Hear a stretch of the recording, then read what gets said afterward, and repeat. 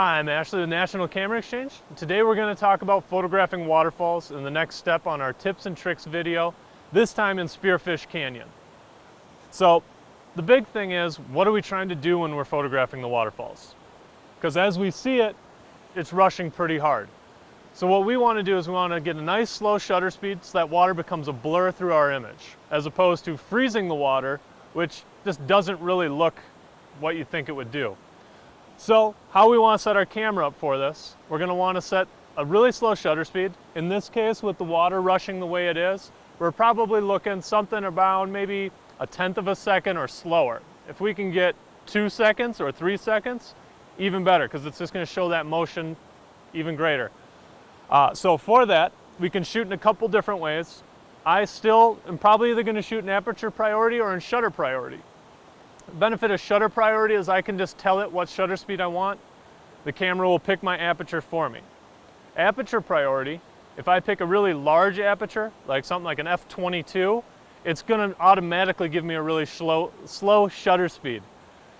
So then the next variable I want to control is I'm going to control my ISO.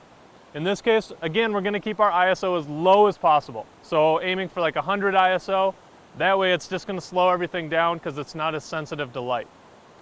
After that, we just compose our shot, trying to get it to where it looks interesting and works. So in that case, that's up to you. So experiment with a bunch of different focal lengths, compose it differently, see what you get. I'm going to set up my shot, and we'll take a look at what I get here. So the main things here, I'm going to set my aperture. So in this case, I'm shooting in Aperture Priority. So the easiest thing for me, just set my aperture to f/22. And by default, it's already giving me a really slow shutter speed at 6 seconds because I have my ISO set to 100. After that, it's pretty simple. I compose the shot the way I like.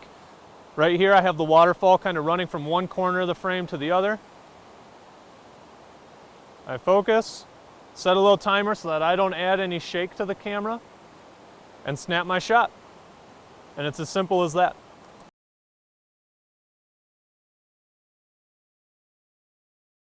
So I got a lot of things working for me right now, which is making my job easier. One, it's a really overcast day. Two, it's later in the evening. So ideally you want to try and aim towards evening, or if you have a really overcast day, that's the best day to shoot your waterfalls. If it's bright and sunny and it's middle of the afternoon and that's the only time you can shoot your waterfall, then what we're going to have to do is probably grab a neutral density filter or a polarizer, or both, and stack them together to darken things up enough for you. So hopefully you found this tutorial interesting. Please check out the rest of our tutorials as well as the rest of our road trip tour brought to you by Sony. Thanks again, I'm Ashley.